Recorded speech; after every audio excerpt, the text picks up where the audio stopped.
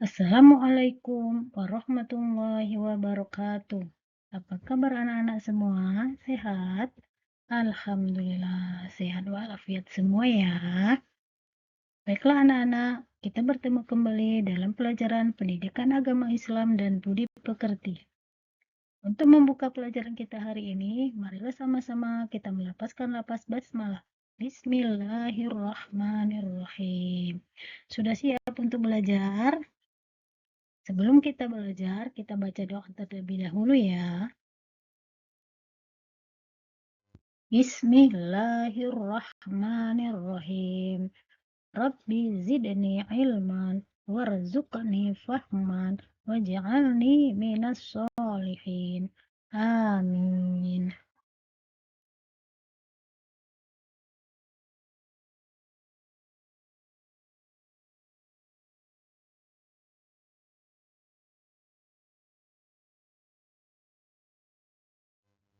Baiklah anak-anak, materi kita pada hari ini adalah beriman kepada Rasul Allah. Ada yang masih ingat apa pengertian iman? Iya, bagus. Pengertian iman adalah meyakini dengan sepenuh hati, diucapkan dengan lisan, dan diamalkan dengan perbuatan. Itulah pengertian iman ya anak-anak. Berikutnya adalah pengertian beriman kepada Rasul Allah. Apa pengertian beriman kepada Rasul Allah?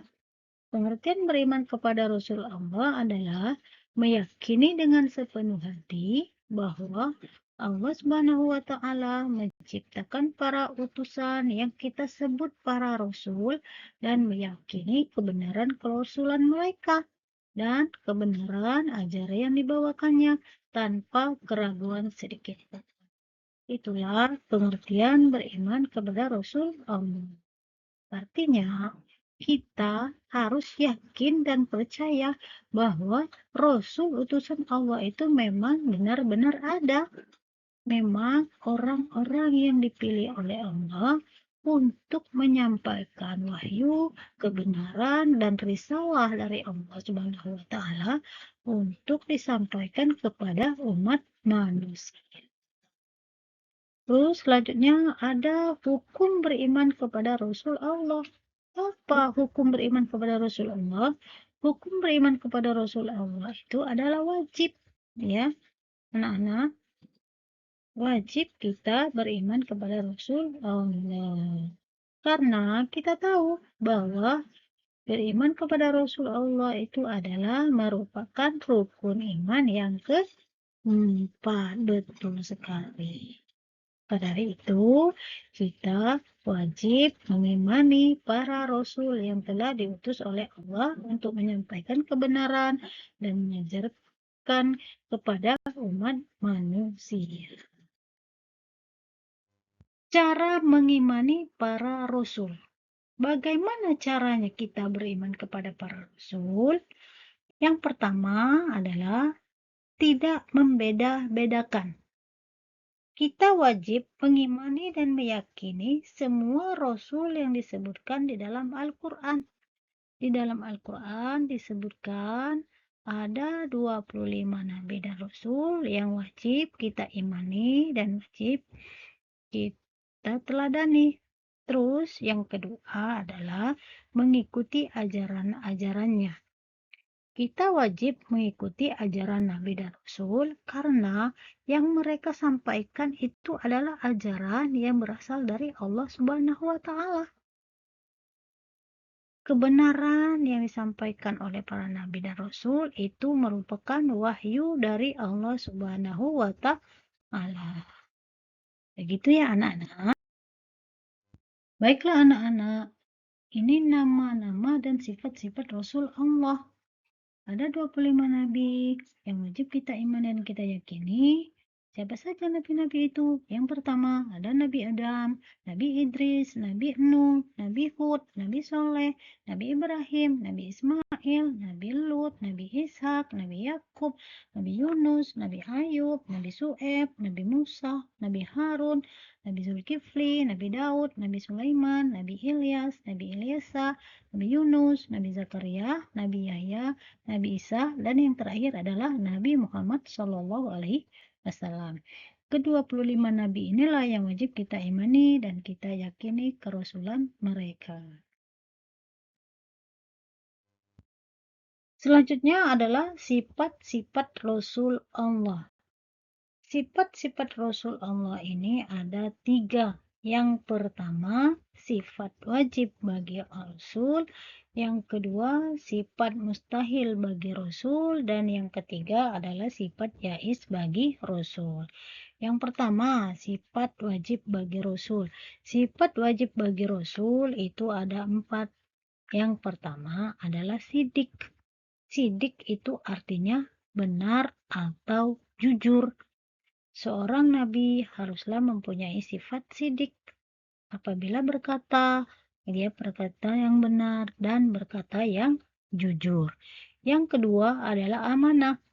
Amanah artinya dapat dipercaya. Seorang nabi, seorang rasul itu mempunyai sifat amanah yang dapat dipercaya. Terus yang ketiga adalah tabligh. Tabligh itu artinya menyampaikan. Seorang nabi, seorang rasul haruslah mempunyai sifat menyampaikan. Karena apa? Karena beliau itu harus menyampaikan wahyu atau risalah yang diterima dari Allah untuk disampaikan kepada umat manusia. Terus yang terakhir atau yang keempat adalah patona. Patona itu artinya cerdas. Seorang nabi, seorang rasul haruslah bersifat cerdas. Kalau nabi dan rasul itu bersifat bodoh, maka bagaimana mau menyampaikan risalah kebenaran dari Allah kepada umatnya? Maka dari itu, sifat nabi yang terakhir adalah cerdas. Yang kedua adalah sifat mustahil bagi Rasul. Sifat mustahil bagi Rasul ini adalah sifat kebalikan dari sifat wajib. Sifat mustahil ini yang tidak mungkin dimiliki oleh para nabi dan rasul. Sifat mustahil ini juga memiliki 4. Yang pertama adalah kizib. Kizib artinya berdusta. Mustahil seorang nabi dan rasul berkata dusta. Dan yang kedua, khianat. Khianat adalah ingkar janji. Tidak mungkin juga seorang nabi dan rasul mengingkari janji.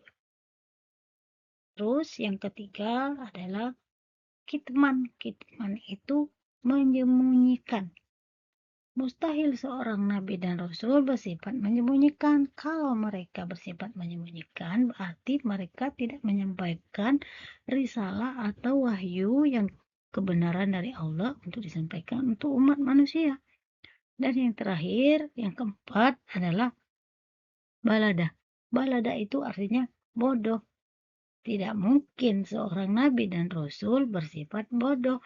Kalau nabi dan rasul bersifat bodoh, bagaimana mau menyampaikan risalah kebenaran dari Allah untuk umat manusia?